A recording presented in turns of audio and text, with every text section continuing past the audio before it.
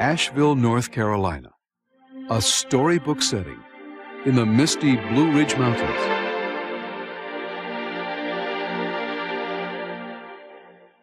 In a storybook, this would be a place where dreams come true.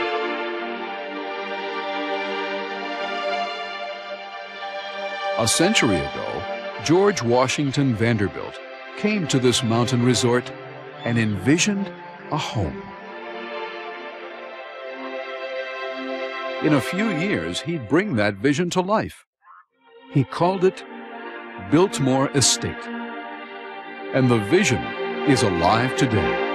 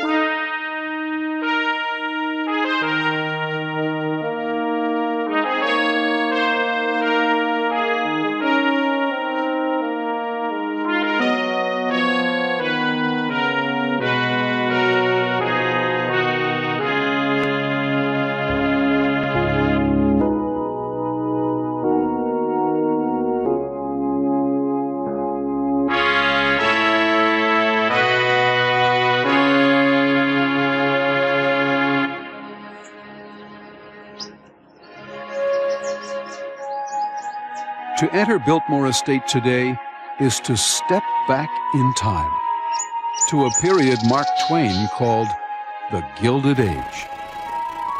One name instantly evokes the era, with images of vast wealth and opulent lifestyles: Vanderbilt. There was the Commodore, Cornelius Vanderbilt, who built the family fortune through shipping and railroad enterprises. And his son, William Henry, who guided its tremendous growth. But the Gilded Age at its height was the world of the Commodore's grandchildren.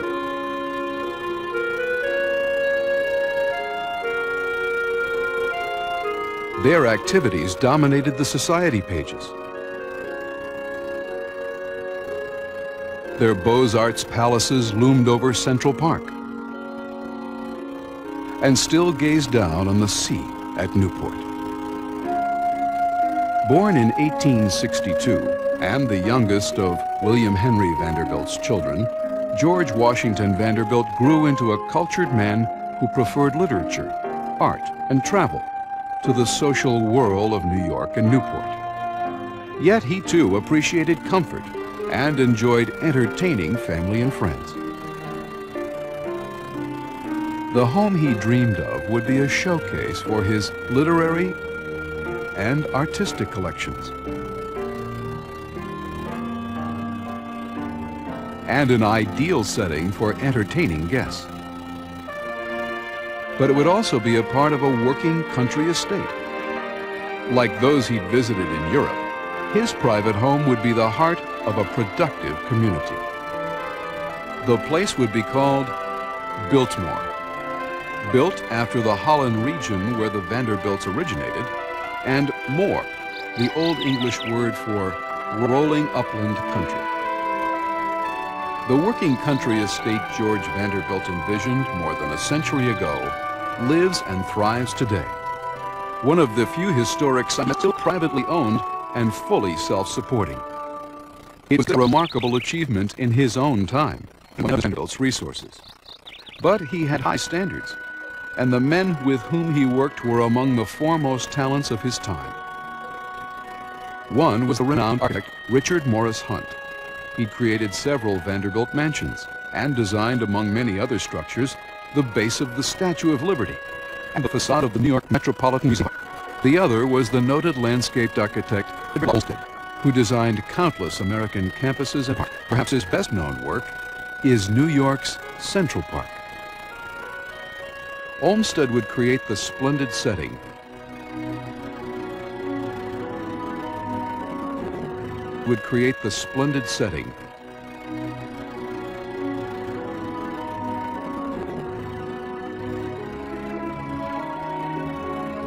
while Hunt designed the jewel at its heart.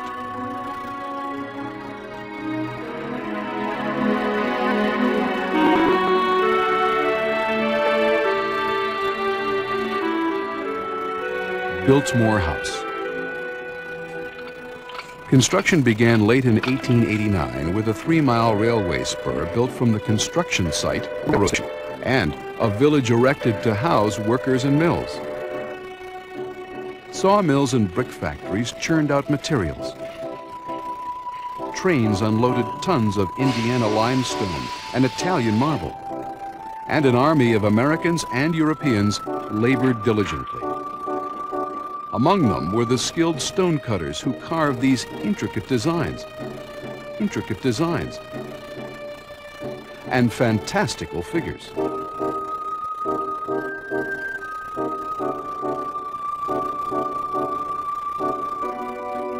This handsome tile work was created by another talented craftsman, Raphael Guastavino. His patented Guastavino tile art system laid thin layers of terracotta tiles in cement with overlapping joints. The result was strong, beautiful, and fireproof. Hundreds of artisans and workers, tons of materials. The sheer scope of the undertaking impressed even Olmsted, who was accustomed to large projects.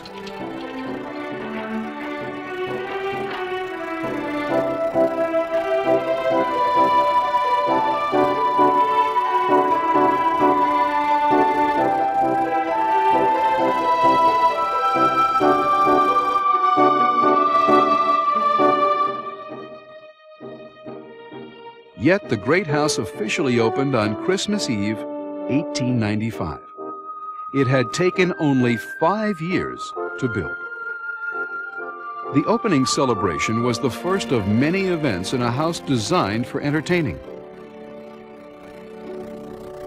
Both during his bachelor days and long after George Vanderbilt married Edith Stuyvesant Dresser in 1898, Biltmore would become a synonym for gracious hospitality. Hunt's creation resembled the French Renaissance chateau Mr. Vanderbilt had always admired. Within, though, it offered American comfort and every modern convenience. For all its immensity, the fairy tale palace was a marvel of efficiency. And immense it was. Some 4 acres of floor space.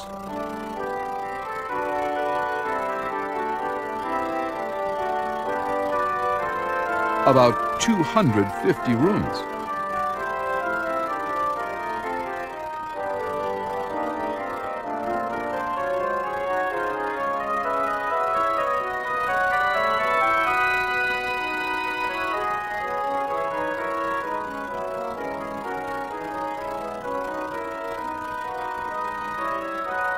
Including 32 guest bedrooms and 43 bathrooms.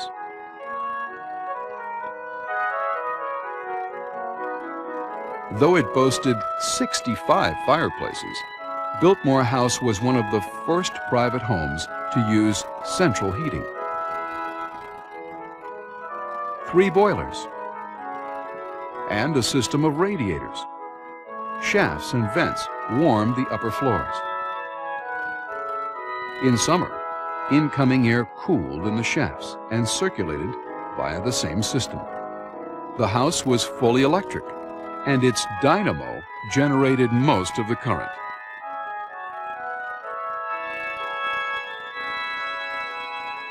Its state-of-the-art technology also included telephones, 2 elevators, fire alarms, refrigeration, and an elaborate system of indoor plumbing. Today's visitors see Biltmore much as it was at the turn of the century.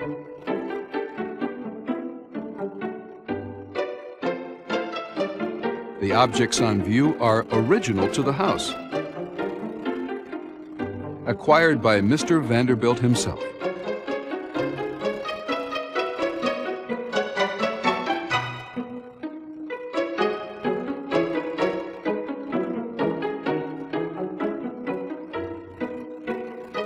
In this beautifully preserved setting, we capture glimpses of the past.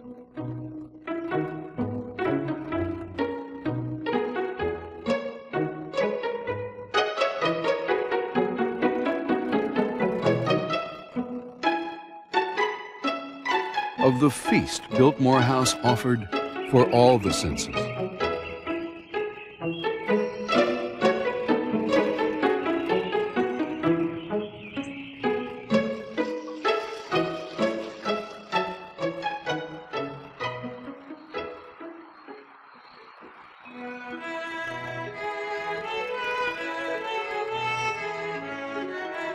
There would be morning tea, served in the privacy of a luxurious guest room. Informal meals in the breakfast room. A 7-course dinner in the banquet hall. There would be lively conversation and music. Popular songs on the Victrola. The classical strains of a string quartet, or the romantic sweep of the waltz. Guests would talk and laugh over parlor games.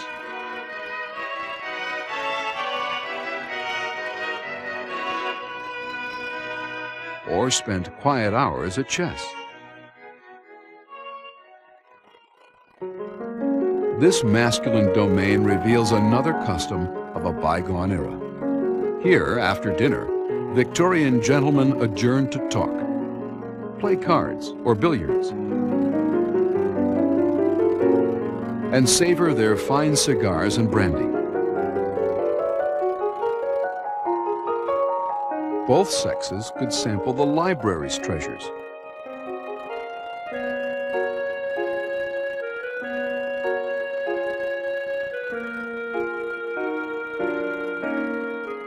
With easy access from guest rooms for late-night readers.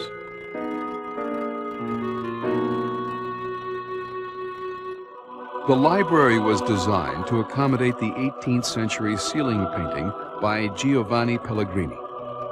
The Chariot of Aurora was brought to Biltmore from Venice's Pisani Palace. It is one of the late Baroque artist's most important existing major works. In Europe, over the course of 2 world wars, bombs destroyed most of the others. Mr. Vanderbilt appreciated art in many forms and of many cultures.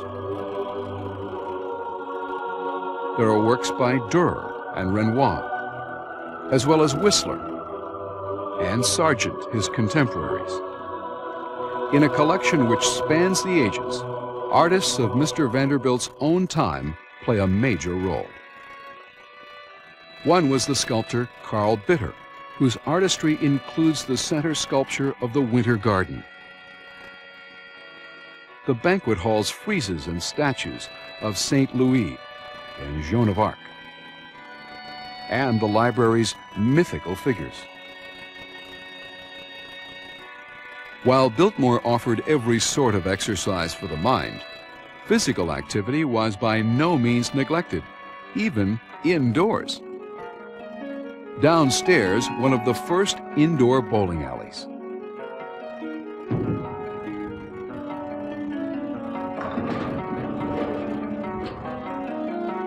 A ping pong table, complete with paddles and English ping pong balls.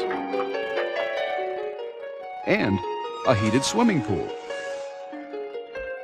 Since Victorian ladies did not work out, the gymnasium was another all-male domain.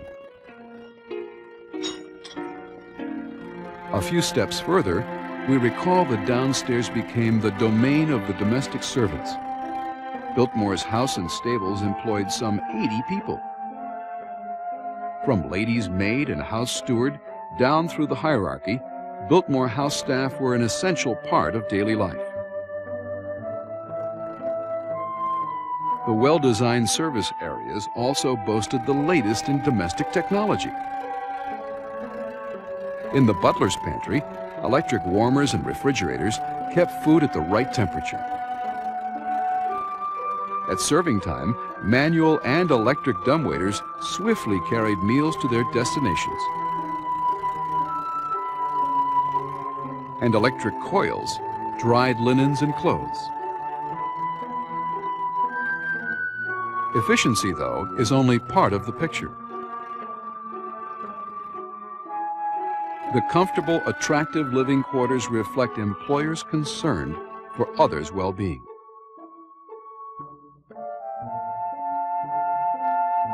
It took many people to create the gracious life of Biltmore, and most worked behind the scenes, as they do today. Organizing, cleaning, repairing. To maintain and preserve Biltmore Estate for future generations, the key word today is conservation. From preserving papers and books, to preserving furniture, to conserving fragile 16th century tapestries. Done entirely in-house, the process requires special equipment, custom built by estate staff. Even the natural dyes must be formulated in-house to match the subtle colorings of centuries-old yarns. In the tapestry studio, the meticulous work of repair goes on for many months, until at last the tapestry is ready to be rehung. Outside the house, maintenance and conservation preserve a 100-year-old landscape design.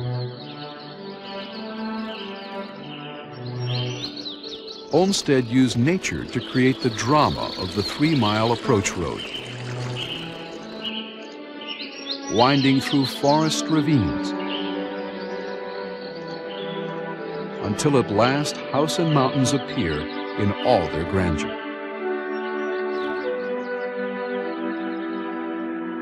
With the mountains as dramatic backdrop, he created about the house a harmonious blend of formal gardens and naturalistic byways.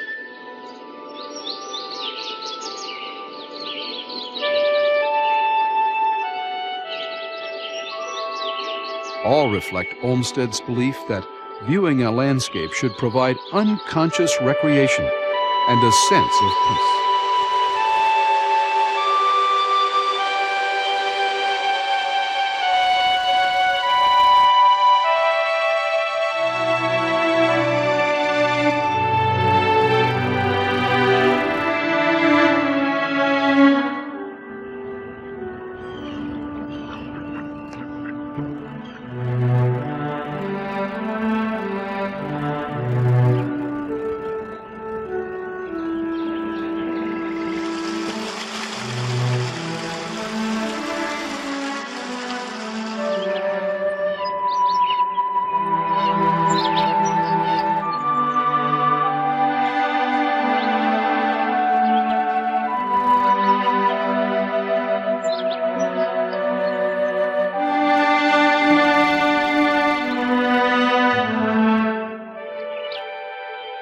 The handsome conservatory Hunt designed supplies, as it did a century ago, many of the flowers and plants for the house.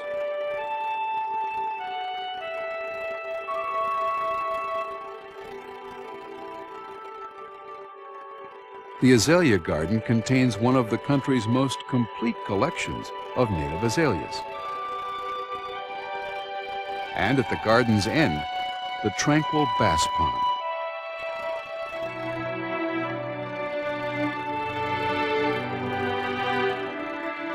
As with the house's interior, maintenance outdoors is ongoing.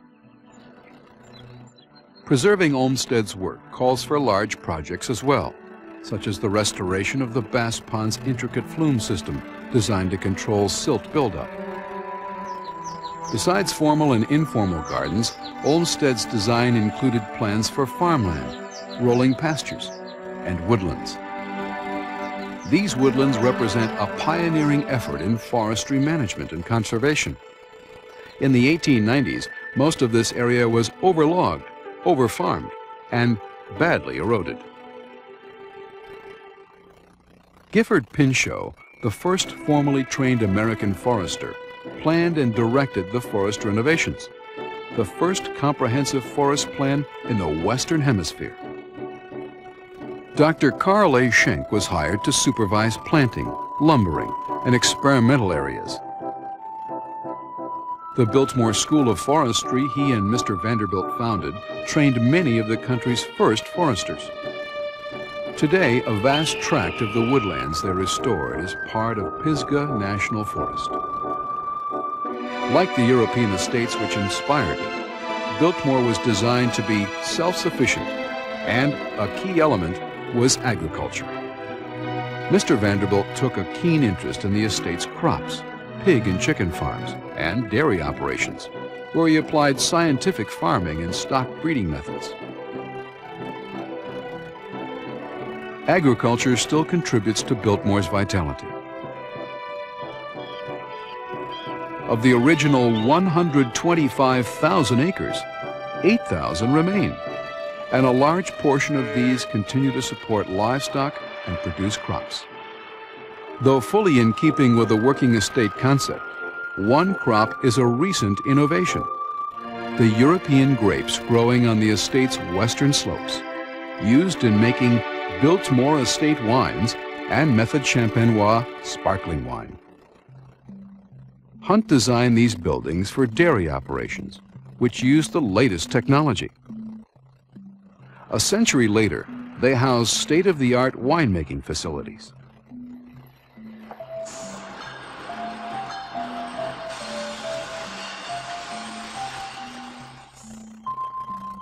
Under a European winemaster's guidance, Biltmore has produced several award-winning wines, and the distinctive Biltmore Estate label is becoming a familiar sight on American tables. Another thriving enterprise is Deer Park Restaurant. Designed by Mr. Hunt as a dairy barn, its name comes from the nearby area Mr. Vanderbilt set aside as a deer preserve. Today, these beautiful animals still grace the surrounding forests. Agricultural efforts, winery, and restaurant, the stable cafe, and the estate's gift shops. All these enterprises carry on Biltmore's tradition of earning its own way. Another ongoing tradition is hospitality and entertainment. The Vanderbilts marked Christmas, the arrival of spring, and other happy occasions with memorable events for their guests. The celebrations continue today. Christmas at Biltmore, Victorian style. The Spring Festival of Flowers. Biltmore Estate Evenings. These are just a few of the festivities visitors can enjoy throughout the year. Today, as in the Vanderbilts' time, every guest is warmly welcomed.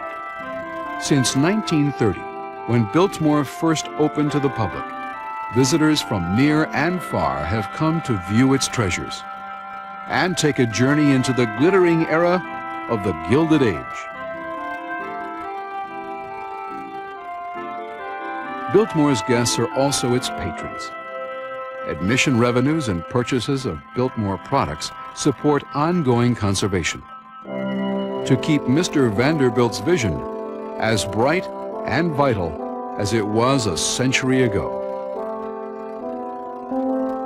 He planned his estate to earn its own way while it gave guests pleasure. The plan succeeded, perhaps beyond his imaginings. A piece of American history, his home is alive and productive, a visual treasure, a feast for all the senses.